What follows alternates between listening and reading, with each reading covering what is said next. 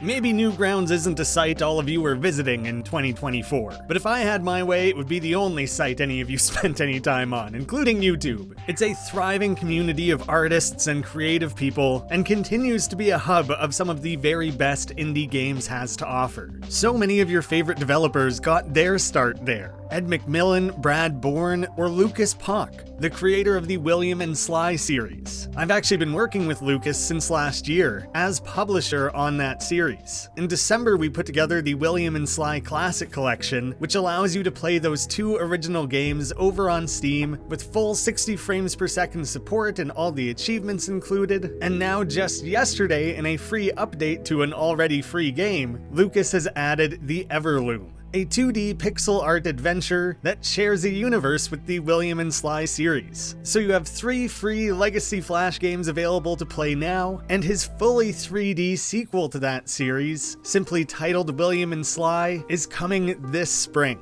Please be sure to head over to that Steam page. I will have links down below. Wishlisting it helps us out immensely, and you can keep an eye out for the first ever public demo that will be available later this week. Newgrounds is one of the few remaining places on the internet where young up-and-comers can release their games for free, get genuine feedback, and hone their craft around so many others who are doing the same. I wasn't able to keep up with new releases as well as I normally have, and feel I was falling out of touch with some of the best new titles coming out in 2023. So I went over to the games portal, filtered things to only show what was released by last year, and then sorted them by the highest rated games. And while it's absolutely incredible to see Pikachu Dreams landing in the number 2 spot, considering that game was fully funded and brought to life through Two Left Thumb's publishing label, I don't really want to sit here and pump my own tires too much. So with Pikachu excluded, the 10th game on the list is then Fruity Tower by Prox276. I'm happy to see this list kick off with someone who'd be right at home in the Flash game glory days, a fully solo 18-year-old developer.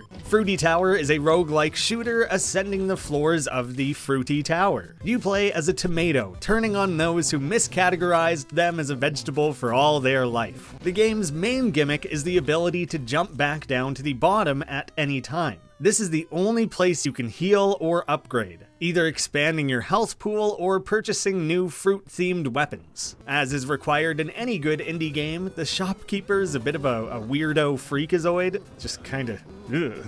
Be sure to hang on to some coins before jumping down, as you can then spend them to rapidly climb back up the tower. I'd say the first 10 to 20 floors only present a challenge the first time around while you're weak in learning enemy patterns. So even once you have stronger weapons, ending up back at the bottom later on in a run can feel like a bit of a slog. Luckily, that's fully in your control. I really enjoy the idea of this resource management, playing around with those trade-offs, trying to scrape together a few dollars more before jumping out of the tower, risking everything. I maybe found the combat to feel a little slow, mostly due to your own slow movement. Although one place I do like this is the way you slow down when shooting, meaning you may actually need to stop now and again to run behind cover. You can't just endlessly spray bullets and get away with it. I would say this game was at its weakest when it leaned towards bullet hell. Your hitbox is so chunky that it feels near impossible to slip between these bullet rings. Either shrinking that down or some form of dodge mechanic would have made a big difference. When you die, you lose all your weapons and upgrades and half of your money, so maybe you get lucky and can pick things back up again quite quickly.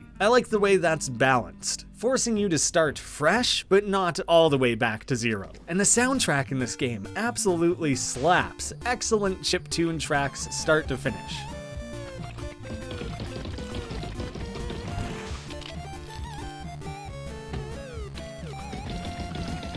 With a catalog of games that already feels quite deep, and the potential seen in something like Fruity Tower, Prox is an excellent up-and-coming dev to keep an eye on.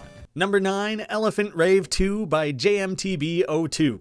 I'm sorry, but what year is it? JMTB02 has a game in the Newgrounds top 10 of 2023? Of course, I kid, John is one of the greatest Flash developers of all time. He has 74 games uploaded to Newgrounds alone. I'm pretty sure he has well over 100, so it's not a surprise that his first upload in 10 years would crack the top 10.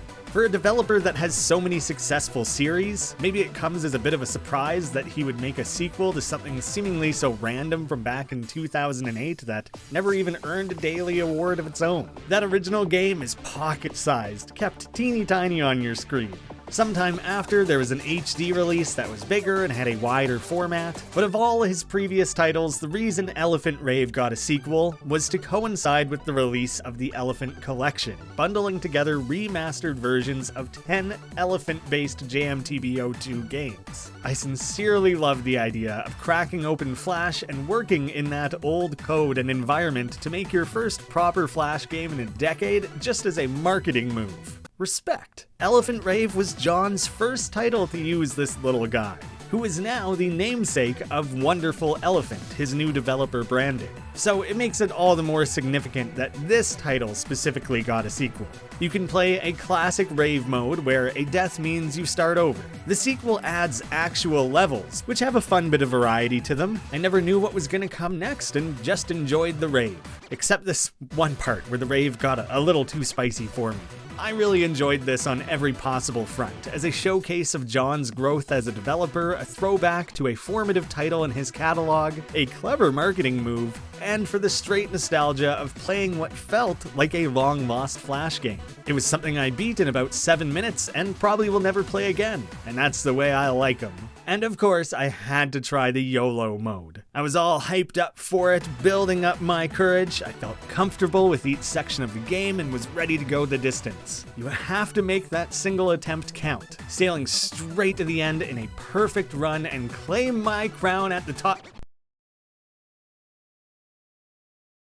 Number 8, Portal Defenders Fast Break by Bombtunes and Lewis. Who'd have thought Portal Defenders would make it into a full trilogy? Back in 2009, Nick and Lewis teamed up to make Portal Defenders, an arena brawler made in tribute to all things Newgrounds. The UI matched the site's old layout. You'd both play and fight against prominent members of the Newgrounds community and staff, and all drawn with a character style that pays homage to Dan Paladin of the Behemoth. Then, for 2022's Flash Forward Jam, an annual jam started by Dungeonation that challenges developers to make games in Flash, brought a bunch of developers out of retirement, with these two coming back to make Portal Defenders Tower Defense. It's more of a spiritual successor. It doesn't have much to do with the original other than all being Newgrounds themed again, evolving and expanding what this series could be. And last year they teamed up for that very same jam and made Portal Defenders Fast Break, a 2v2 basketball game that actually supports co-op play. I, of course, had to play as Ugby Mumba, then choosing a Madness Grunt as my partner so we could rip up the court with barely a limb or facial feature between us. I got whooped my first game before realizing the secret. Slap everyone silly and shoot 3-pointers.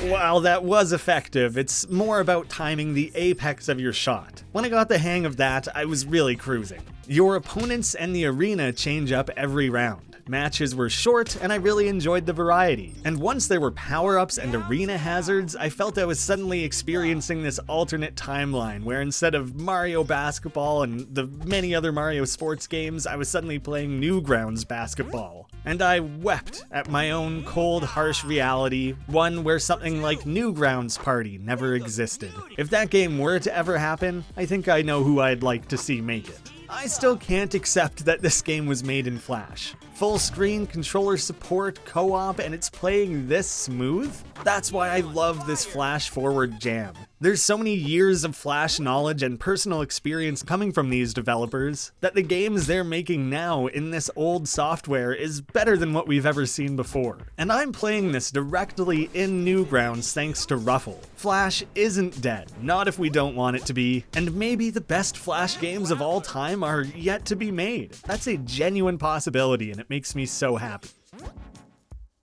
Number 7, Auto NecroChess by Stop Signal. This powerhouse solo developer is another one to keep an eye on. His social media is filled with fresh looks at so many cool new projects, but by far his most popular has been Auto NecroChess. After living broke and with no job, you decide to become a necromancer to overthrow your king. It had a slow start, but built an audience over the year, climbing to well over 100,000 plays on Newgrounds alone, which is quite the feat in this day and age. It's also only one of a handful of games on this list that found an audience outside of Newgrounds. It's been popular on itch, YouTubers have been playing it. I'd say it was kind of a bona fide mini hit. In each round, you have 10 coins to spend, buying units, buildings, upgrades, and spell books, strategically placing them in one of 3 lanes. Each turn, 1 lane at a time, both parties advance. Any special abilities or ranged attacks that trigger on movement will occur then, and when the 2 lines meet, the head units duke it out melee style, contesting their damage and health stats. When a path is cleared and units on either side reach the opposite end, their damage is dealt instead to the main health pool. The units and spells are built to be synergistic, allowing you to rearrange them between rounds to strengthen your defenses when needed. This game is tough, but you have a lot of freedom in how you want to assemble your army. I imagine there are some surefire tricks in there, but after attempting a few runs, I never made it much further along than halfway through. But oh man, did I ever feel encouraged to keep attempting and trying out new things. I hope the game is balanced in a way that there are numerous viable ways to the end and not just one key strategy, but I didn't play enough to find out for sure. The art is top-notch, but I do find parts of the presentation, UI, and descriptions to be a little difficult at times. Not completely understanding how certain things would behave or interact. There's definitely room to improve, and I think with a little polish, some content expansions, and an affordable price, this game would have a lot of potential to actually perform well on Steam as a paid release.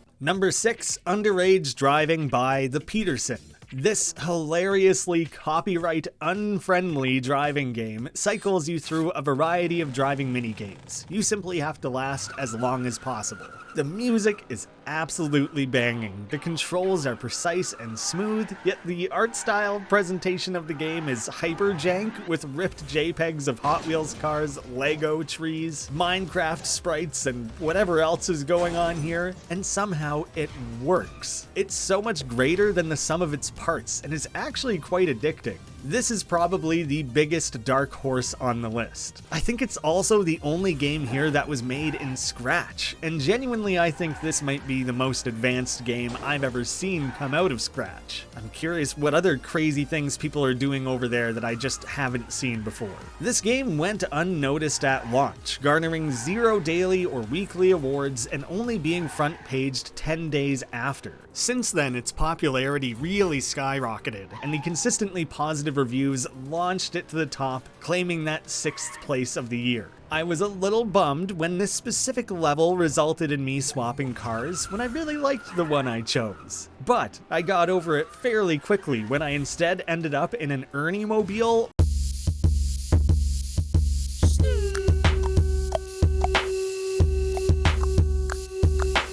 This game has it all.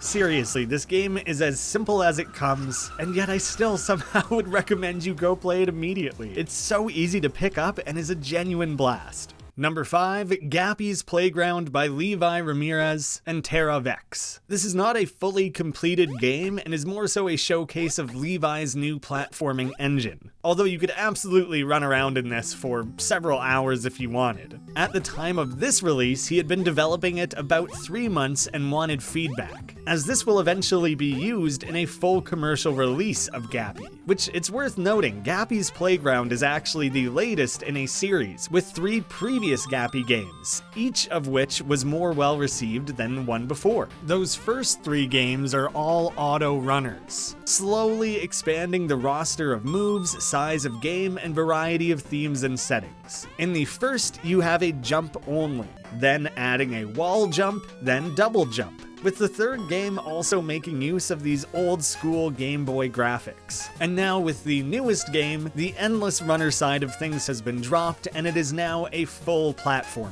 Levi's attempting to make the most free-form, flexible platformer he can, allowing different playstyles and keeping the game accessible to the widest possible range of skill sets. And it's already so much fun to run around in. I must have done this one race in particular about 20 times, trying my best to perfect the timing on a few jumps for a flawless max speed time.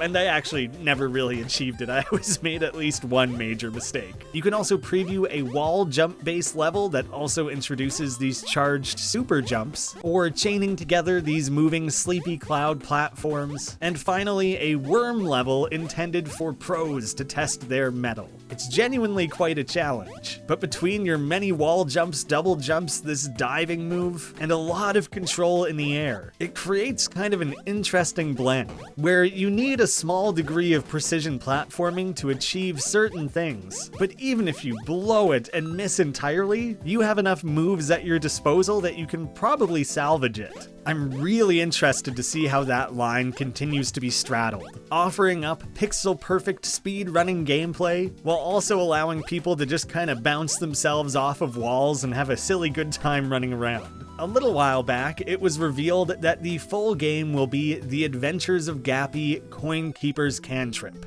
There's no Steam page yet, but supposedly that is coming. Gappy's Playground released in January. It's already about 1 year old, and in a much more recent post from Levi, he shared, "I'll put it like this. If you thought Gappy's Playground felt smooth, that demo feels like sandpaper compared to what the game is now."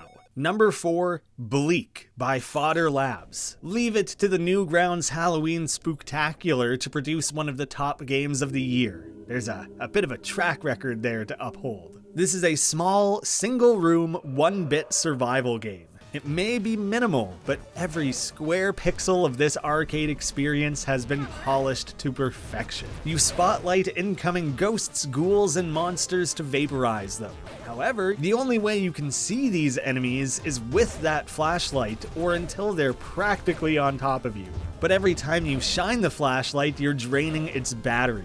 So you need to be quite conservative with it, trading that off, knowing things are getting extra close, but saving up that light to give them a full force blast in the face. I really like that sustained tension of attempting to preserve the minimal amount of battery you have while also needing to use it as your weapon. The deeper you go, the more enemy variety you encounter, and the more overwhelmingly crowded the room gets, and nearly everything is still invisible. This game is a challenge. Power-ups are a hot commodity, they make a big difference, be sure not to miss out on those, but also be careful among all the confusion that you don't instead grab one of the obstacles that flies down instead. After a few lost runs of my own, I took a peek at the achievements, and I learned that a dodge-only run is actually viable. And when I gave it a try, I almost felt like I did better sans flashlight. I was generally just more cautious and mindful. You know, right up until it went terribly.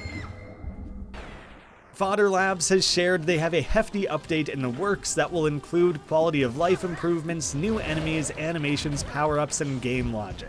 This is already such a creative and exciting title, I can't wait to see what they've come up with to expand it with next. Number 3, the GIMMIKO Demo from Soriponico, which is the 2-person dev team of Tomb Dude and Proot Music. I did actually play this one over on itch, as the standalone version is notably more stable than on Newgrounds, although that remains an option if you want to give it a try in browser. The demo also exists over on Steam, and you know, if you decide to go check it out there, then drop it a wishlist at the same time. GIMMIKO is probably the deepest, most highly replayable game on this list, even in its demo form. Some of you may recognize it and not entirely know why. The original version was made for the Game Maker's Toolkit Jam of 2022, and it managed to land in the top 20. The simple premise of surviving waves of enemies, swapping out wacky effects onto the side of your throwable die have all remained intact. Now we have new enemies, loads more effects, new playable characters, these insane shops with wacky interactable NPCs, and basically the game's been expanded in every possible direction. The style here is through the roof, it's oozing personality, and I'm absolutely in love with the blending of different styles, especially the way these wacky, old-school animation sound effects are used throughout. It's just a fun-loving, unabashedly gleeful game in a way we so rarely get to see. A game just shouldn't be capable of throwing this many ideas into a blender and having it come out so cohesive and polished. And through that, it's really one of a kind.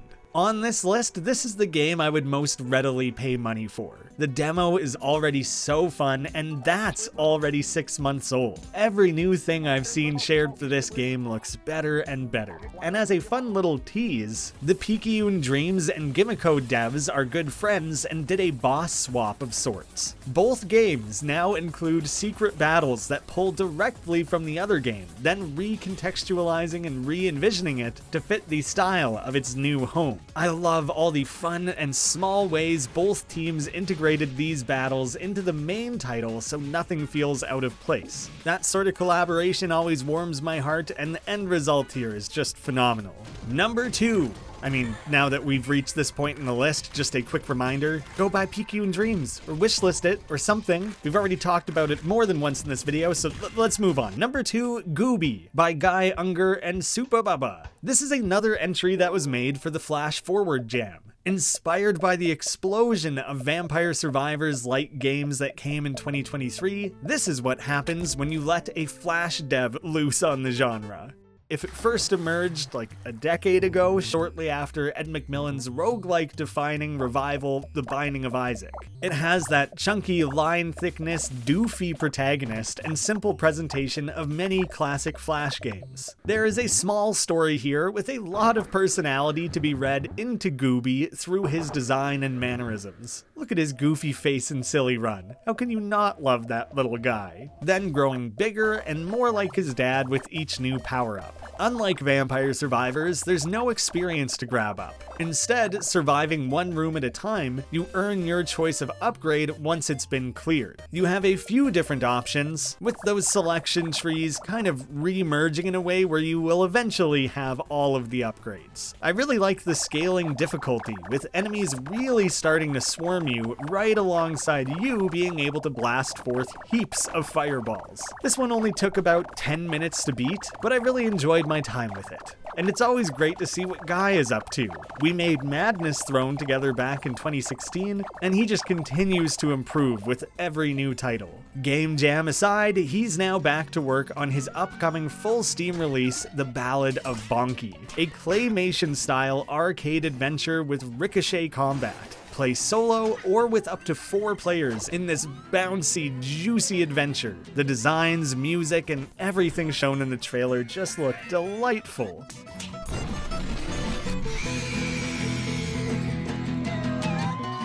Gooby, Bonky, I hope Guy continues to name all future characters in a similar manner. And number 1, Rushdown Rivals Reloaded by Spagato. I know many more people worked on this title, but it really does seem to come down to his brainchild first and foremost. I encourage you to look over the credits if you want to see everyone who is involved with this crazy project. Back in 2021, Rushdown Rivals 0 was released for Pico Day. It's a sort of Smash Bros-esque platform fighting game, filled with Newgrounds users, characters, and references. This was made to be a spiritual successor to the legendary Newgrounds Rumble, emphasizing PvE co-op combat instead of the PvP arena gameplay of Rumble. And I think Rushdown Rivals definitely lived up to that legacy, truly embracing the everything by everyone Newgrounds spirit. A more full, complete version of Rushdown Rivals was launched after that, and in 2023, that was followed up again with Rushdown Rivals Reloaded, an on-the-rails first-person shooter with detailed 2D animation, which is something you don't see too often in first-person shooters, and I am absolutely here for it. Shoot your way through crazed, robotic versions of Newgrounds characters before battling it out in this crazy helicopter boss battle. It's frantic, relatively short, but damn good fun. And they followed it up by also updating this game the same way they have done with the mainline Rushdown rivals. And I found this new arcade mode to be even more enjoyable, clearing room after room of enemies, now with more variety and some fun little mini bosses along the way. Things took a massive difficulty leap around level 50 and I got totally rocked after that, but I was very curious to see what might lay deeper in the game.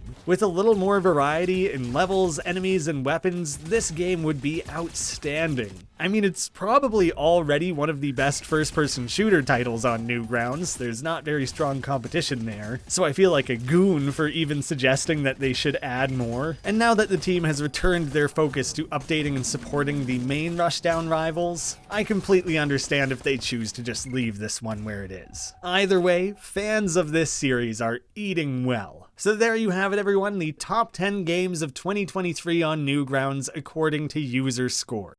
One more time, please be sure to check out the William and Sly Classic Collection, now including the bonus game, The Everloom, and throw a wishlist over on the upcoming William and Sly. These are games I grew up playing, and it means the world to me to be able to play a part in bringing that to both new and old fans alike. And it's why I never want to overlook what's being made in the browser space. Flash may no longer be the most popular format, but that spirit and energy lives on in the quirky, quick, experimental ideas developers are demoing over on Newgrounds. If you've played any of these, which was your favorite? Regardless of what you've played, which one would you most readily want to see as a standalone paid release? Or if you're spending all your time on Newgrounds, as you absolutely should, then I'd love to hear what your own favorites were of the year, whether they were on this list or not. I'll likely continue to be a Newgrounds shill until the day I die, and maybe I'll find more opportunities to do videos similar to this one in the future.